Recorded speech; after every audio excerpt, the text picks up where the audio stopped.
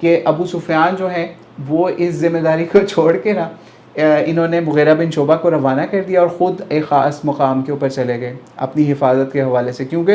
عروہ بن مسعود کی طرح سے وہ ان کو یہ ڈر تھا کہ کہیں مجھے بھی شہید نہ کر دیا جائے ابو سفیان کو۔ خیر مغیرہ بن شعبہ تو صحیح کمانڈو تھے اور نبی الاسلام کی طرف سے تربیت یافتہ اس حوالے سے تھے کہ وہ ان کو ساری ٹیکنیکس آتی تھی۔ تو انہوں نے پھر کیا، ان کی قوم جو تھی نا بنو معطب بتایا جاتا ہے، اس کے سارے لوگوں نے ان کا محاصرہ کر لیا، ٹھیک ہے، اور ان کو فل پروٹیکشن دی مغیرہ بن شعبہ کو۔ اس حوالے سے خالد بن ولید کا بھی بتایا جاتا ہے، وہ بھی ساتھ تھے،